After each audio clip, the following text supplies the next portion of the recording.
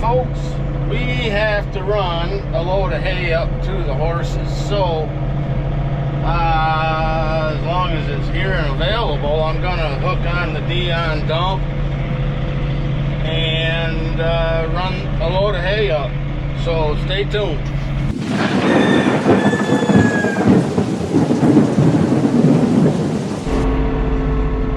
Alright, so we left our top secret hay barn. I think there's 29 bales on, which is about all the barn's gonna hold. If I stacked them differently and or brought straps, I easily could have got more on. But stacking like this, you're talking like 30 bales. That's enough. We're not desperate for it. Plus, I'm gonna start work up a sweat throwing bales around. I'm going to start feeding round bales. It's like 68 degrees outside today. So ordinarily I would wait until it's cold, but we're into November, so might as well start feeding them. We made them to feed. It's gonna be a little bit of waste being it's warmer, but the pastures, it's not like there's last year. Right now the pastures were still nice and green. We hadn't had a frost really up to this point yet last year, and so last year if I had started feeding round bale right now, better than half of it would have gone to waste, because the horses are horses. They'll go for the fresh green out in the pastures if it's there before they'll go for a bale of hay. So you know, it is what it is. And this year the pastures, we've had a lot of frost, a lot of real cold nights. There's nothing in the pastures really for the horses, so I think they will go for the bale more. And there's going to be a little bit of waste with the first two bales too, because they were at the very end of the shed, so they have been subjected to weather a little bit. And horses our horses anyways, are very fussy. I've always said a well taken care of animal is actually a very fussy animal. And our horses are very fussy when it comes to hay, but they generally get very good hay. I mean, we take pride in the hay we make for them. Everything's been seeded for horses, fertilized every year. A year ago, well, a little over a year ago, we put 2,000 pounds per acre of lime on all of our hay fields. So we make good hay, and the horses know it. And it's pretty cool because we have a studio audience there, and it was hosted by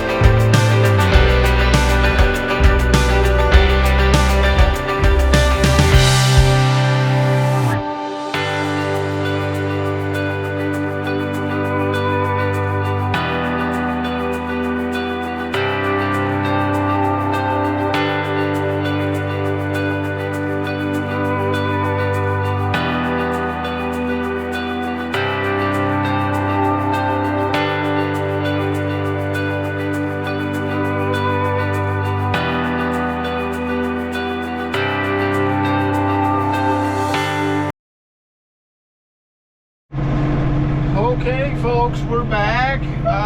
We ended up doing 2 loads with the Dion dump. Total of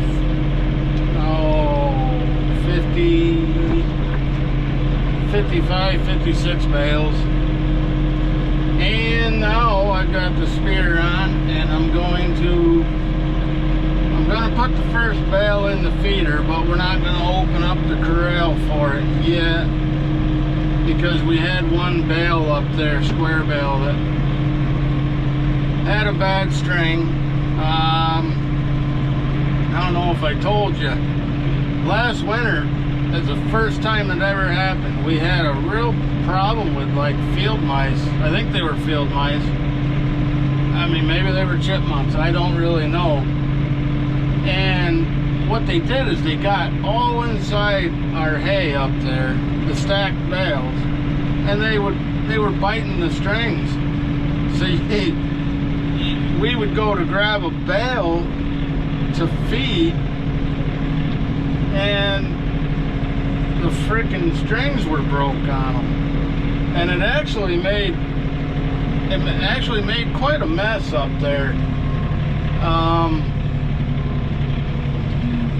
But that's the first time that ever happened to us, so I don't really understand totally what that was about.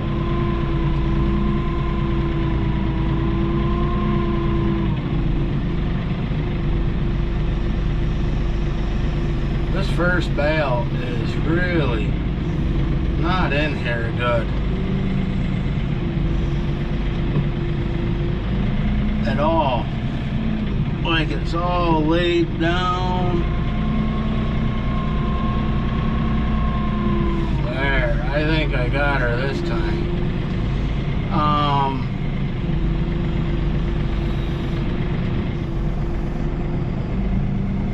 No, I may have to roll this one down off.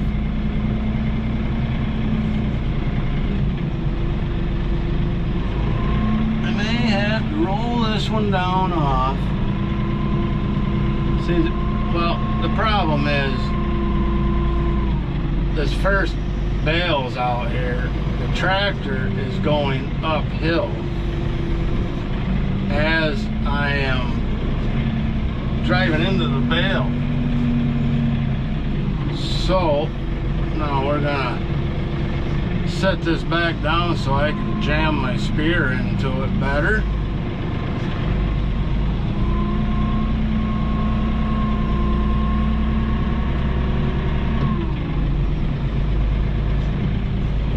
I threw just the ballast box on. Honestly, once these 4x4s are dried down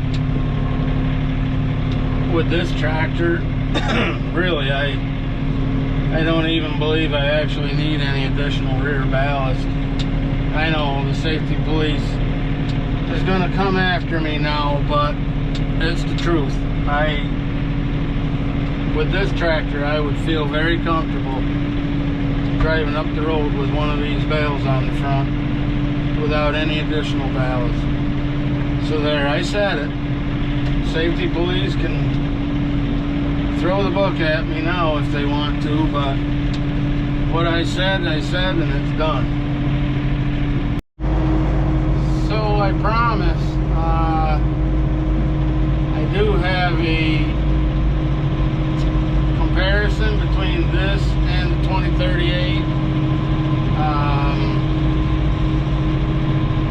Spoiler alert, for the most part, I'd take this tractor any day of the week. You know, but there's some things that I don't know if I could call it better, but some things that were a little different about the 2038 compared to this. But overall, though, it's quite a tractor. It'd be hard right now. It would be very difficult for me to go back. I guess I'll have to ask. I think there are people in this world that probably had a larger tractor and downgraded. I mean, much like, you know, I could see myself doing 10 years, 12 years from now when we no longer have horses. I wouldn't need a tractor this size. You know, all I'd be doing, like I would, if I ever did, I would probably go to a 2025 with a Mauser cab.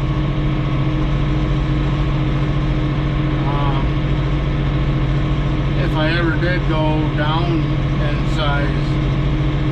But overall, I could do everything I need to do with this, I suppose.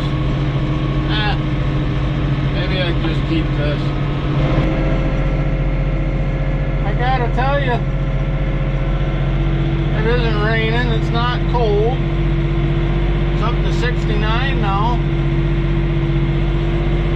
But this is kind of neat, you know, feeding a bale in a cab. Just, you know, what are you doing today, Tater? Nothing. Just driving around. Just driving around the neighborhood in my deluxe cab 3R.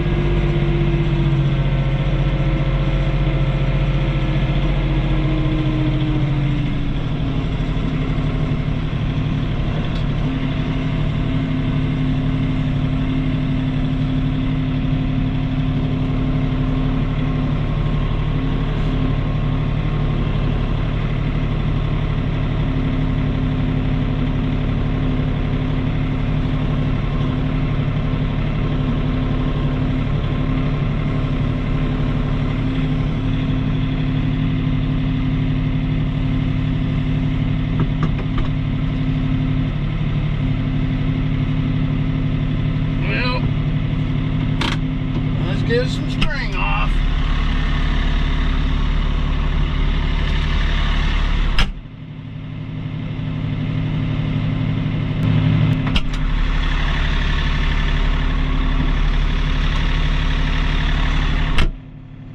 And one trick that I learned over the years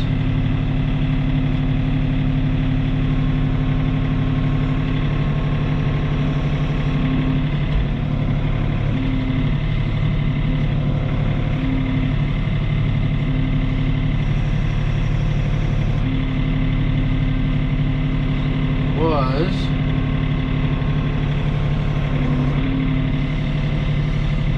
to get this bale partially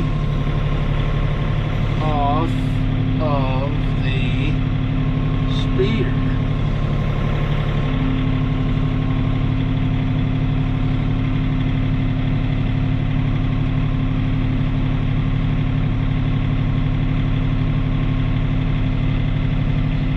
Two reasons. One, comes off the spear a lot easier, and for two, those bottom corners on the spear frame will catch on the horseshoe shape on the bottom of that if I don't. Alright, close that gate up. I gotta get a new pin, so